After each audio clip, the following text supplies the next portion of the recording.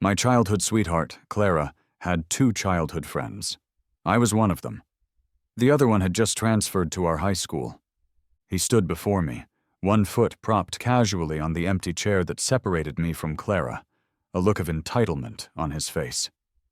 "I'm Clara's childhood friend," he announced, as if it were a title. "That seat you're in? It really ought to be mine."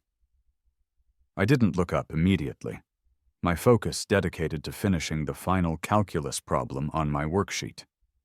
Once the last number was neatly written, I set my pencil down and finally met his gaze. "Fine," I said, my voice even. "It's yours." The day we had gone to the train station to pick him up felt like a strange prelude to this moment.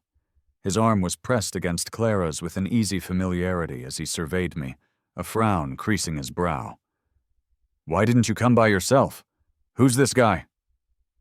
Clara glanced over at me, a flicker of something unreadable in her eyes, before she smiled brightly. "Him?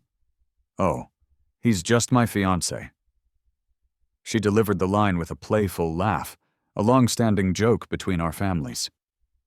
"But that doesn't change anything for you," she added, nudging him. "You're still the most important person in my heart." He scoffed and gave her a gentle punch on the arm. "Oh, shut up." After a moment more of their light-hearted roughhousing, she finally looped her arm through his and guided him toward me. "Let's go. Leo is transferring into our class on Monday, and then I'll be able to take care of both of you."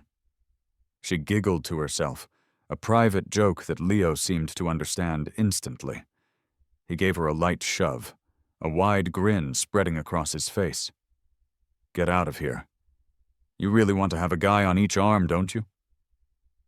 His eyes flickered to me, his smile tightening slightly.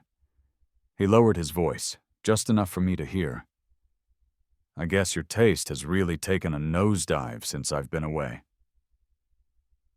In front of the waiting taxi, the new arrival, Leo, murmured something to her. Clara's expression became hesitant as she turned to me. "Ethan, since this is Leo's first time meeting you, it might feel a little strange if you two sit in the back together." She trailed off, not needing to finish the thought. I understood. Without a word, I pulled open the front passenger door and got in. "Right. You two can sit together in the back." Leo was visibly pleased, throwing an arm around Clara's shoulder and steering her toward the rear door. "Ladies first, beautiful. Besides, I don't want to get squashed in the middle." The entire ride was filled with their laughter and inside jokes, a bubble of shared history that I was not a part of. It was only when we were nearly at her house that Clara seemed to remember my presence and offered a belated introduction. "His name is Leo. You know how I went to stay with my grandmother for a while when we were kids? We met then. He was the only boy in the whole neighborhood, a complete wild child." Leo theatrically threw an arm around her neck, pretending to silence her. "Hey, beautiful. Don't go spilling all my secrets to an outsider." The car filled with the sound of Clara's mock protests and pleas for mercy. It was then that a stark realization settled over me. This was an incredibly foolish trip. I should never have come with her. It was a complete waste of time I could have dedicated to studying. As I prepared to leave her driveway, she caught my wrist. "Don't go, Ethan. There's a welcome party for Leo tonight. You should come too. You know that besides you, I can't even be bothered with other guys. Stay. You can keep Leo company."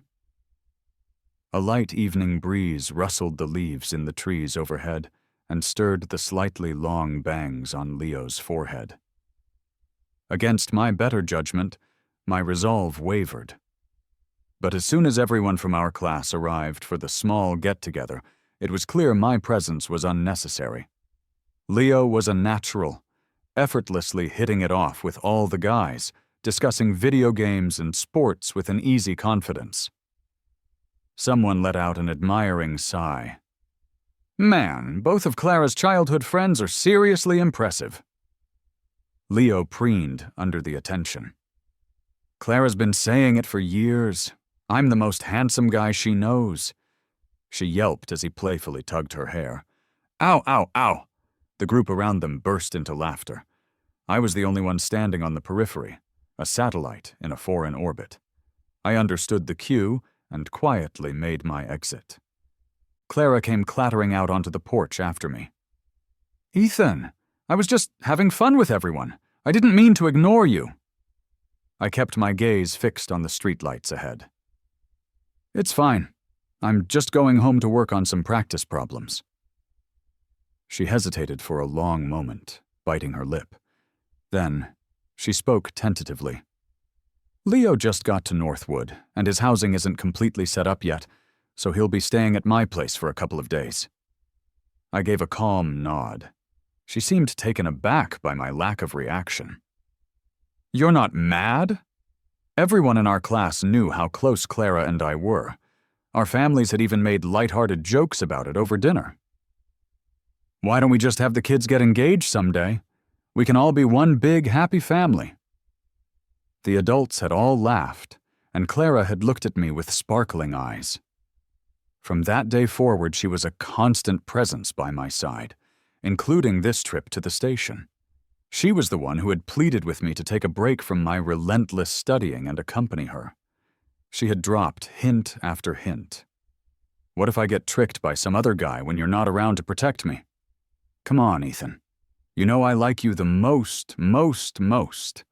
I can't even imagine how happy I'd be if you could come with me." It suddenly struck me that being soft-hearted was a kind of affliction.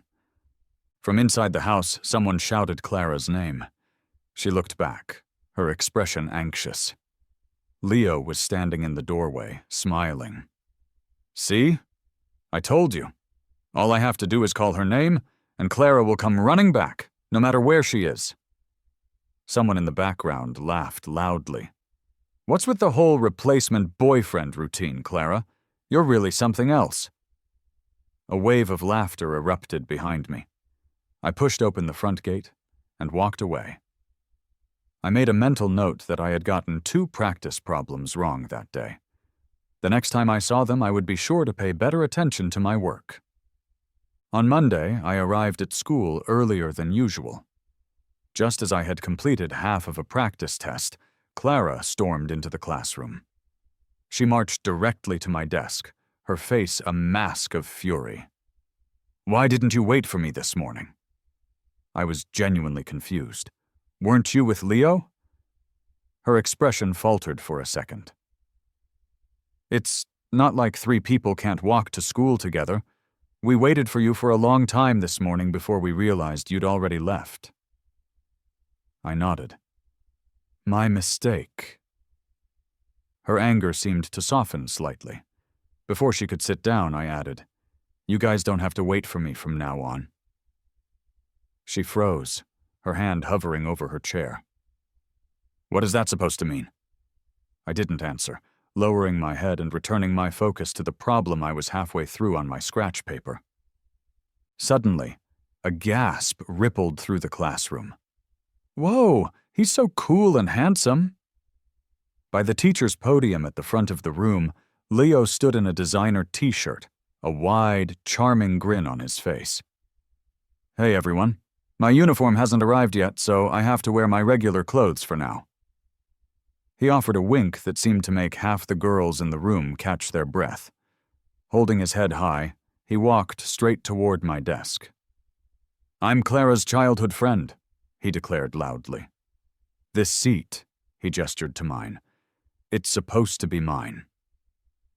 The entire class fell silent, the air thick with anticipation.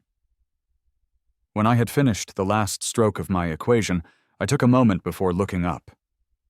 "Sure, it's yours." Leo was visibly stunned. Clara leaned in, hissing under her breath. "Fight him for it. Can't you say something back, Ethan? He asks for your seat and you just give it to him?" My confusion was genuine. "Isn't he your childhood friend?" Instantly, the words died on Clara's lips. I had to move all of my belongings to the empty seat in the front row before the teacher arrived. I had a lot of books, so it required 2 trips, Originally, I wasn't even supposed to be sitting next to Clara. She was the one who had constantly claimed she didn't understand the lessons and begged me to help her with her assignments. Since our parents were close friends, I had agreed to a temporary seat switch. Now, back in my own designated spot, I felt a deep sense of satisfaction. A top student belonged here anyway. The front row was excellent. The view of the blackboard was clear, and if there was a problem I didn't understand, the teacher could see the confusion in my eyes right away. The only real downside was the chalk dust. After the blackboard was erased, a fine layer had already settled on my worksheet. As I shook it clean, Clara suddenly slammed the board eraser down on the podium. A cloud of pink dust billowed into the air, refracting the morning light. It was so thick you had to cover your nose just to breathe. I frowned. "Clara, did you do that on purpose?" She clapped her hands together forcefully, a sneer on her face. "The front row is where all the dust settles. I told you before my spot is the best one in the whole class. Too bad you're the one who decided to give it up." I turned around in my seat and looked toward the back of the room, at Leo, who was already surrounded by a group of adoring girls. I raised my voice so it carried. "Didn't you say Leo was number one in your heart?" "I gave him my seat. Why aren't you happy about it?" Sure enough, the chatter from the back row ceased. Leo's head snapped in our direction. Clara immediately panicked. "Ethan, what are you talking about? Are you insane?" I slammed my prep book down on my desk, kicking up another small cloud of white dust. In mathematics, a function has a unique 0 point. You understand that, right?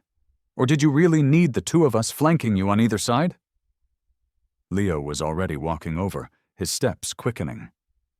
"What does he mean by that?" Clara stammered, unable to form a coherent sentence. I grabbed a tissue from my new deskmate's tissue box and began wiping my desk clean. In my mind, I was trying to recall where exactly I had left off on that last problem. The bell rang, signaling the start of class. My deskmate Sophia returned to her seat, and I explained a bit awkwardly, "Sorry, I was in a hurry and grabbed one of your tissues. I'll buy you a new pack after class." She stared at me for a moment. Then a thoughtful expression crossed her face. "You don't have to replace them." Her eyes scanned the half-solved, difficult problem on my worksheet. "That's a clever way to draw the auxiliary line. Could you find some time to explain the final few math problems to me? In return, I can help you with your English pronunciation." I recognized her then. She was Sophia, the English class representative and a regular attendee at the math team meetings. Tutoring someone could often deepen one's own understanding of the material. That had been my mindset when I was helping Clara, too. The difference was, Clara never actually listened to my explanations. Sophia's offer was mutually beneficial. After considering it for all of 3 seconds, I nodded in agreement. "Okay." Suddenly, a message popped up in the class group chat. Someone from the back of the room had taken a photo of Sophia and me from behind. The angle was deceptive, making it look as though we were sitting very close together. "So Ethan didn't move because of the other guy. He's obviously just fickle and trying to play the field." "Clara, seriously? You can't even keep your boyfriends in line?" The person quickly deleted the message, but the damage was done. The classroom was quiet, but everyone was secretly looking at their phones. When they looked up, all eyes were on us. Sophia slowly typed a single question mark into the chat. "Is this new student staging this whole drama? Is he planning to apply to the theater department?" Someone nearby snickered. Leo's face turned beet red.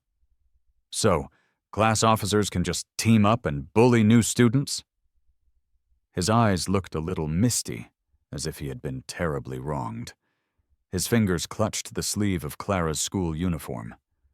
"Clara, they're ganging up on me."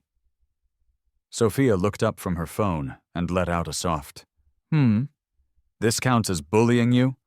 Then when you were spreading rumors and slandering your old classmate, did that count as bullying? She then casually opened her phone's gallery.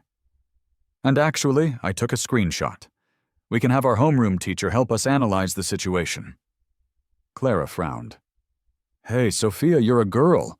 It's not very becoming to be so aggressive with your words. Give him a break. The more she spoke, the messier the situation became. The teacher's footsteps were already echoing in the hallway. Seeing that Clara was about to lose her temper completely, I put on a stern face. The evidence is right there, and you're still trying to downplay it? Do you really want to make such a scene at school that everyone has to bear witness to who is number one in your heart? She froze, and a strange look of delight flickered across her face. The teacher pushed open the door, and everyone's attention shifted to the front of the class.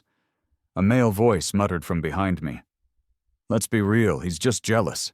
He only moved seats to get a reaction out of Clara. During a pause in the teacher's lecture, I wrote, "I'm sorry," on a piece of scratch paper and pushed it toward Sophia. She looked at me quizzically. Her pen tip drew a light, thin line under the words. What does any of this have to do with you? But I knew that Leo was spreading rumors because I was now sitting here. She seemed to read my mind. You're not the one who should be apologizing. Focus on your work. Her handwriting was neat and strong. The frustration that had been building in my chest was strangely soothed by her simple words. I took a deep breath and refocused my attention on the formula on the board. During the afternoon study hall, Sophia leaned closer. Shouldn't the auxiliary line for this problem be drawn from here? If you connect BD, you can construct this right-angled triangle. I followed her finger to the diagram on my paper, just as a loud bang from the back of the room shattered my concentration. Clara had shot up from her seat, her face pale with anger. Lewis, are you guys ever going to stop? The entire class fell silent. The teacher's chalk stopped mid-sentence. Clara, what are you doing? She didn't seem to hear him, her voice tight with suppressed rage. Ethan, are you two ever going to stop? Sophia's voice was cold. We're discussing a problem. What's your issue? Do you need to be that close to discuss a problem? Leo sneered from his seat, his meaning perfectly clear. He was silently pouring fuel on the fire. I looked directly at Clara. If you think we're being too loud, you can ask the teacher to switch your seats, or you could just tell your number one to quiet down. His laughter is certainly no quieter than our discussion. Leo was taken aback. What? Why are you dragging me into this? Clara reacted as if her tail had been stepped on. Why are you dragging him into this? I'm talking about you two. What about us? Sophia didn't back down. We're having a normal discussion with our desk mate about schoolwork. Do we need your permission? In what capacity are you questioning us? As his childhood sweetheart? I shook my head gently. She's not. The teacher slammed his hand on the podium. All of you, be quiet. Clara, sit down now. If you disrupt the class one more time, you're getting out. Clara stood there stubbornly, her lips pressed into a thin line. Then she abruptly sat down, the chair legs making another screeching sound against the floor. For the remainder of the class, a low-pressure system hung over the back of the room. I could feel a pair of eyes drilling into my back. Sophia was silent for a moment, then passed me a new note. You okay? I wrote back, let's keep solving the problem. The moment the final bell rang, Clara strode over and blocked my desk. We need to talk, she said stiffly. Is there something you need to discuss away from your number one? I didn't look at her, trying to walk past her into the aisle. She grabbed my wrist, her grip surprisingly hard. It hurt. Ethan, she hissed, her voice filled with frustrated anger. Do you have to be so passive-aggressive? Is this all because Leo is here? Sophia stood up, her eyes turning cold. Let go of him. Clara ignored her, staring only at me. I just want to know what you're doing right now. Sitting with someone else, having a nice chat? Are you doing this on purpose to make me watch? She sounded as if she was accusing me, as if I was the one who had committed some great wrong. Clara, he wanted the seat. I gave it to him. Are you regretting that decision now? Or do you think I should have just quietly stayed in my old spot, waiting for you to occasionally throw me some attention, even while you have someone else right by your side? I tried to pull my hand free, but her grip only tightened. What do you mean, orbiting around you? We agreed. Her tone grew urgent. We agreed we'd go to UCLA together. The way you're acting now. Acting how? Is it getting in the way of you having one on each arm? You... Her face flushed, choked by my words. Leo sauntered over, an amused smirk on his face. Hey, don't fight, beautiful. He's just upset about being around people of questionable character. He glanced pointedly at Sophia, his meaning unclear. Sophia let out a cold laugh. I certainly can't compete with you. You're a real disruption to people's studies. My mind got distracted for a second. That rhymed pretty well. The students around us were whispering amongst themselves. Clara couldn't take the embarrassment and blurted out, Is it just because she has good grades? Is that why you couldn't wait to switch seats? I never knew you were this kind of person. I yanked my hand away with all my strength. A clear red mark circled my wrist. Clara, does turning this around on me make everyone forget what you just did? What just happened? Your number one friend kicked me out of my seat. Do you think our classmates have no memory? Leo's arm was draped casually over Clara's shoulder. Come on, man. It's just a seat. Don't be so petty. It's not about the seat, I said, my annoyance growing. They were seriously disrupting my ability to study. He wanted the seat, and I gave it to him. Can you please stop bothering me so I can get back to my work? I really don't want to get involved in your little childhood romance drama. Leo cut in. Whoa, beautiful. Look how you've spoiled him. Clara seemed to have found an escape route, and her tone softened. Leo was just joking. You never used to be so petty. Why are you so sensitive now? Chalk dust still floated in the air from the earlier commotion. Talking to people who refuse to understand is a truly suffocating experience. You're right. I'm petty. I nodded. Petty enough to waste my own time tutoring you. Petty enough to run to the airport to pick someone up just because you asked. And petty enough to stay for some stupid party. Clara, have you ever stopped to wonder why I wasn't like this before? She was stunned into silence. Because before, I continued, I didn't have to stand there like an idiot watching you two laugh and flirt, and I didn't have my study time interrupted over and over and over again. I didn't. She seemed to remember something, and her face went a little pale. Studying. It's not like you can't spare a little bit of time. Besides, it's not like you had to sit with Sophia. Her words made me laugh, a short, humorless sound. So, you want to join us? Can you even keep up with my pace? Can you understand the complex problems I'm explaining? My gaze swept over her, then over to the frozen expression on Leo's face. Or do you just think that if you show him a little favoritism, I'll get sad, get jealous, and go back to orbiting around you like I did before, just to prove to everyone how important you are? Clara's lips moved, her eyes frantic, but she couldn't say a single word. The answer was written all over her face. I had guessed correctly. A huge wave of exhaustion washed over me. I bent down, took out the notebook I had spent countless hours compiling, the one filled with all the key points and problem-solving strategies detailed just for her, and right in front of her, without a moment's hesitation, RIP!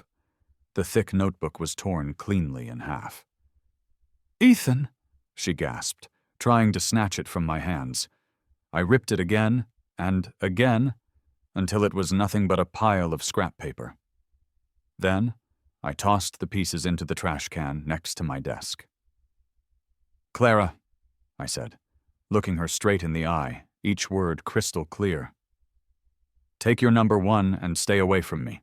Your UCLA dream? You can get there on your own. We're done." After that, I didn't look at her instantly ashen face or pay any mind to the dead silence that had fallen over the room and Leo's shocked expression. I simply turned around, sat back down in my seat, and opened a new practice test. The school bell rang right on time. Sophia secretly gave me a thumbs up under the desk. "New deskmate, you're a legend." The bell for the last class of the day released the restless energy that had been building.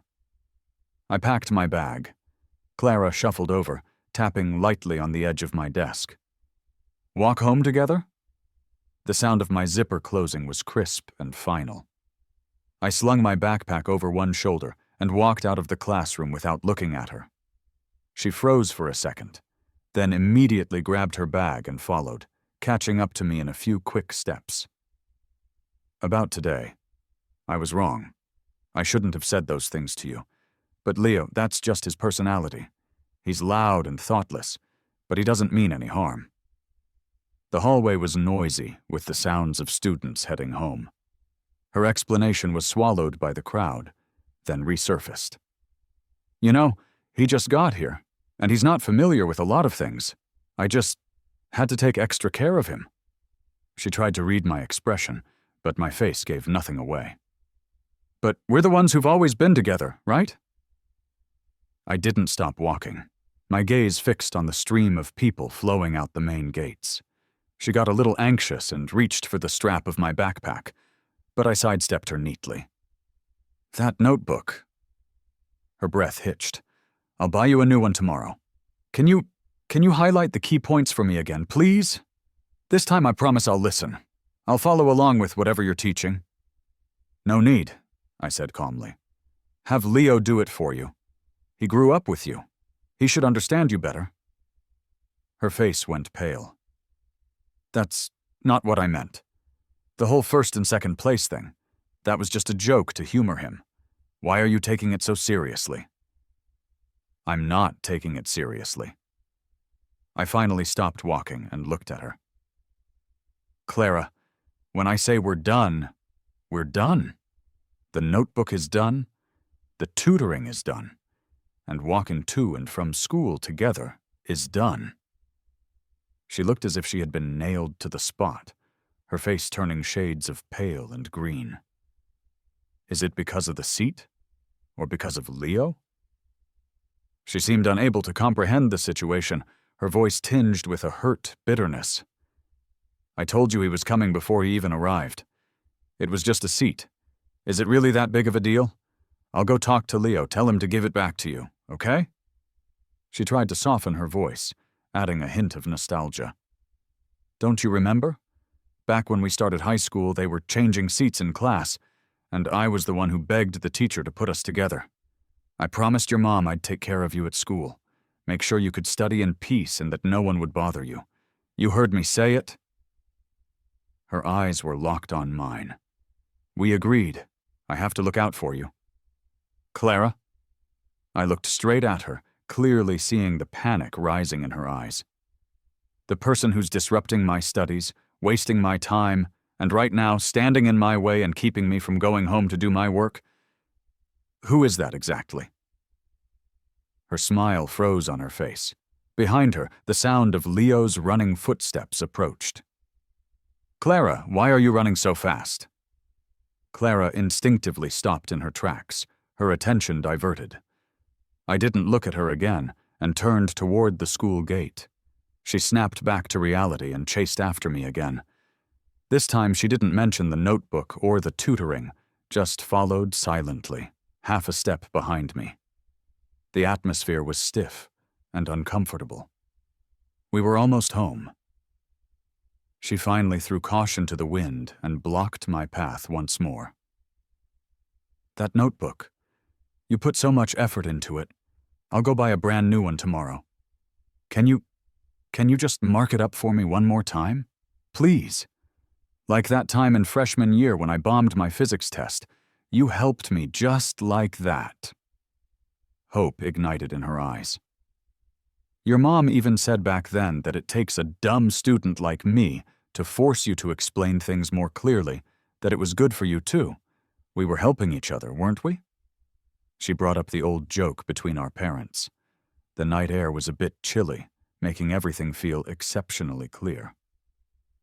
Clara, I helped you on the condition that I had the extra energy and that you were willing to listen. Right now, neither of those things is true. I watched as the light in her eyes instantly faded. You're still losing a ton of points on basic problems, and the hardest questions can't be solved with just one notebook. In your current state, you don't deserve a notebook I poured my heart into. The muscles in her cheeks tightened abruptly. As for it being good for me, I let out a small, mirthless laugh. You're right, it was. It helped me completely understand that every extra minute wasted on pointless social interactions is a crime against my own future. A bright, cheerful voice cut in. Selena, what are you dawdling for? I caught up to you. Leo acted as if he'd just then noticed my presence. Huh? His eyes darted between me and Clara, finally landing on her face. He snickered. What's wrong with you? Looking all down in the dumps? He nudged Clara with his elbow. Did you apologize to your dear Ethan? Clara's lips moved, but no sound came out. Leo didn't seem to care. He reached out with extreme casualness and wiped a smudge of dirt from her forehead. All right, let's go. He naturally grabbed Clara's wrist. We've got a fight over the game console tonight. Oh, and your mom said the AC in my room is broken, so I have to crash on your floor tonight. You promised you'd share your blanket. The air froze. Clara's expression changed dramatically. She tried to cover his mouth, but he sputtered. What's the big deal? It's just sleeping on the floor. He's a good student. He doesn't even sit with you anymore. It's not like he'd care. Clara looked as if all her strength had drained away. She let him pull her along. I was left standing there, watching their two figures, practically glued together, disappear around the corner. The streetlight stretched my shadow long and lonely. I took a deep breath, the cold air filling my lungs and washing away the stagnation. That's how it is, I thought. On the path forward in life, you always have to shed some trash. The next day I woke up even earlier. The morning light was faint as I entered the classroom, which was dotted with a few boarding students, their heads already buried in their books. I spread out my worksheet, and the soft scratching of my pen on the paper became the most calming background noise imaginable. I don't know how much time passed before a shadow fell over me. Sophia put down her backpack, her voice slightly hoarse from sleep. This early? Yeah. I didn't look up, my pen never stopping. She sat down, took out her English vocabulary book, and didn't say another word. A comfortable, productive silence spread between us. The hallway gradually grew noisier. The sound of footsteps and laughter came from far away and drew near. Leo was practically hanging off Clara's arm as she half-dragged, half-pulled him into the classroom. Hey, slow down! My shoelace is untied. Tie it yourself. You're so spoiled. Clara's tone was impatient, but she still slowed her pace. She looked up, her gaze subconsciously sweeping toward my seat. When she saw that I was already there, and then saw Sophia sitting next to me, her expression stiffened. Leo followed her gaze and sneered. Putting on a show. Throughout the entire day of classes, I could feel a gaze from behind me, carrying some kind of unextinguished spark. I didn't turn around once. During our physics group discussion, the teacher told us to form groups with those sitting nearby. From the back row came Leo's excited voice. Clara, quick, we're a team! I was naturally in a group with Sophia. We divided up the tasks quickly and worked with high efficiency. During a break in our discussion, I caught a glimpse of Clara starting to walk over in my direction a few times, only to be forcefully pulled back by Leo. What are you looking at? This problem is hard. Hurry up and think. She was clearly distracted, restlessly spinning her pen between her fingers. The third mock exam was scheduled for the next week. A chorus of groans filled the classroom. Leo poked Clara's back with the cap of his pen. "Hey, beautiful. I'm counting on you this time. You have to get me into the top 30. Clara mumbled an indistinct reply. When the bell rang, I was organizing my notes when Clara shuffled over. "Ethan?" I didn't stop what I was doing. "That mock exam on Wednesday," she said, her voice dry. How's your studying going?" I closed my notebook and stood up, planning to get some water from the cooler. She blocked the aisle, her tone a little more urgent. "That notebook, could you highlight the key points for me again, or could I study with you?" Just like before. The water bottle felt cool in my hand. I looked up at her. Her eyes were filled with pleading and a hint of veiled hope, as if my slightest nod would be a gift she'd gratefully accept before returning to her old spot. My voice was calm and steady. "Stop coming to me." Her face turned deathly pale in an instant. I already came to apologize." I turned and walked away. I filled up a cup of water and handed it to Sophia. "Your turn to tutor me." The results came out quickly. The ranking list was posted in the most conspicuous spot in the hallway. First place, Sophia. Second place, me. The score gap was negligible. Clara's name hung precariously in the middle to lower section, a few spots lower than her last result. Leo was buried even further down the list. You needed some patience to find his name. During the break, a crowd gathered around the ranking list. As I passed by, I heard Leo's raised voice. "What a garbage test! Why were the questions so hard? Clara, you're slipping too. You promised you'd carry me." Clara didn't say a word, her face grim as she stared at my name on the list. I walked past without a change in expression. During math class, we were going over the test. The last problem was very difficult. Only Sophia and I in the entire class had gotten it right. The teacher called my name. "Ethan, your thinking on this problem was very clear. Come up and explain your solution to the class." I stood up. From the back row came a suppressed snicker. Leo covered his mouth. "Oops, didn't mean to do that." The classroom quieted for a moment. Clara suddenly yanked his arm and hissed, "That's enough." I had already turned back around. I ignored that level of childish provocation, walked straight to the podium, and picked up a piece of chalk. The white powder fell softly as the clear steps and formulas gradually filled the blackboard. From the audience, a few sighs of understanding could be heard. The teacher nodded in satisfaction. "Very good, you can go back to your seat." As I walked back, my phone buzzed. It was a text from Clara. "He has issues, don't be mad, I'm sorry." I turned off the screen as if I hadn't seen it. What good is an apology? A late apology is lighter than chalk dust. Time seemed to wind up, accelerating through a flurry of countless test papers and countdowns. Sophia and I became an increasingly synchronized team. We were no longer limited to just explaining problems to each other.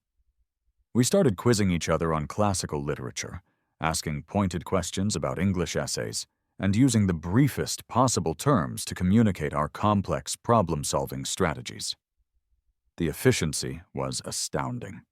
Clara seemed to try to pull herself together a few times, but she was always interrupted by Leo in one way or another. He would either drag her away to complain about how hard the problems were, pester her to go buy snacks after class, or simply snatch her pen when she was trying to read. The frustration on her face became more and more apparent. Occasionally, she would lash out at him. "Can you just be quiet for a second?" Leo would first be stunned, then shout back even louder, "Clara, are you yelling at me? You never used to be like this." Such a familiar line. A few times after that, I saw Clara give up and slam her books down in defeat. Watching it all, I felt like I was watching a clumsy, badly acted play. The countdown to the college entrance exams turned a bright, glaring red. 30. The atmosphere in the classroom became incredibly tense. Even the most boisterous students quieted down considerably. Leo also felt the pressure and would occasionally calm down. But most of the time, he was clinging to Clara, whining. "What are we going to do, beautiful? My parents will kill me if I do poorly. You have to help me." Clara was silent, her eyes filled with dark circles and a sense of profound confusion. Until one day after school, when almost everyone else had left, Clara came back to my desk. "Ethan, does it have to be like this? How did we end up like this?" My pen tip paused. I finally looked up at her. She had lost some weight, and the old confidence in her expression was gone, replaced by a deep exhaustion from being pulled in too many different directions. I said, "You're the one who chose this path." She was at a loss for words, a pained look flashing across her face. I just felt like Leo had just arrived, and I couldn't just ignore him. I didn't think... She hadn't thought I would take it so seriously, and she hadn't thought I would leave. I knew. Her face was pale, and she couldn't speak. I smiled a little. "You enjoyed the excitement and attention he brought you, but you weren't willing to give up the stability and academic help I provided. You can't have it both ways in this world. You're the one who made the choice on this multiple-choice question. The answer was revealed a long time ago." She took an eager step forward. "I know now. Just give me one more chance. After the exams, we can..." "No." I stood up and put on my backpack. "Don't look back. We both have to move forward." Her body shuddered violently. The light in her eyes faded, bit by bit, leaving only a dull grayness. At the end of the hall, Sophia was leaning against the wall, waiting. "You're late." "Yeah, had to take out some trash." Walking down the stairs side by side, she suddenly asked me, "Confident?" "Feeling okay. Where are you planning to apply?" I thought for a moment. "I want to aim for one of the top-tier universities." "Okay, I get it." The final days. Time was compressed like a sponge. Sometimes I would hear their voices around a corner in the hallway. "Clara, how do you do this problem? Just tell me." Leo was getting anxious. "I don't know either. Can't you just try to think for yourself for once? I'm stressed out, too." "Why are you yelling at me? If you hadn't been so busy with... Would I be this clueless right now?" "My fault. Leo, be reasonable. Who was the one dragging me out to play every day? Who was the one..." The argument would stop abruptly whenever I passed by. When Clara saw me, her expression would become incredibly complicated. Leo would glare at me, his eyes red. I acted as if I didn't see them. The truth is, we had already reached a fork in the road before we had even become adults. Middle school was one. The college entrance exams were the most important one. Their world had nothing to do with mine anymore, and I had a clear, defined goal: a place at that top-tier university. The day of the exams, the weather was beautiful. The school gate was packed with anxious parents and students. I checked my admission ticket and stationery one last time, took a deep breath, and prepared to enter the exam hall. "Ethan." I stopped. Clara was standing not far behind me. It looked like she had 1,000 things she wanted to say, but in the end, she only managed to squeeze out 2 dry words. "Good luck." I nodded. "You too." Her lips moved a few times, but finally her shoulders just slumped in defeat. "Yeah." The moment I turned and merged into the crowd, I thought I heard her say, very softly, "I'm sorry." 2 days passed in a flash. Handing in the last exam paper, the sunlight was so bright it was almost blinding. The crowd instantly erupted into a cacophony of sounds: Cheers, tears, arguments over answers. It was like a movie that had suddenly had its volume cranked all the way up. Sophia squeezed through the crowd, her eyes shining. "The last big problem, which auxiliary line did you use?" "Connected point C to the midpoint of EF," I answered. A smile spread across her face. "Same." The days waiting for the results felt even longer than the 3 years spent studying. I got a part-time job at a library, and my days were filled with the scent of old books and silence. On the day the scores were released, I was still in the library, organizing shelves. My phone started vibrating wildly in my pocket. The first call was from my homeroom teacher, his voice so excited it was distorted. "Top 10 in the state, Ethan. Top 10 in the state for science. You're the pride of our school." Then came a text from Sophia, short and to the point. "9th? You?" I replied, "7th." She sent back a smiley face emoji. As expected. Then came calls and texts from my parents, relatives, and classmates. My phone got so hot it felt like it was about to melt. Amid all the congratulatory noise, a text message lay quietly in my inbox, from a number I had long since deleted but still recognized. "Congratulations." A moment later, another one came in. "I'm sorry." My finger hovered over the screen for a moment. Then I calmly swiped left and deleted the conversation. Everything had settled into place. The day I left home was a bright, clear morning. My parents insisted on seeing me off at the train station, fussing over me the entire way. I listened patiently, my heart filled with anticipation for a new life and a subtle, unacknowledged pang of sadness at leaving. The platform was bustling with people, filled with the sounds of tearful farewells. My parents fussed over me for a long time before finally leaving, their eyes red as they looked back every few steps. I was pulling my suitcase, about to get on the train. "Ethan?" A familiar voice, clear and pleasant, came from behind me. Sophia was standing a few steps away. She looked at me, not a hint of surprise in her eyes, as if she were just showing up for a long, scheduled journey we had planned together. "Fancy seeing you here," I said, a smile pulling at the corners of my mouth. She walked closer, a faint smile in her own voice. "Yeah, what a coincidence. It must be fate." "The feeling is mutual." The station announcement came on, urging passengers to board. We looked at each other and smiled. No more words needed.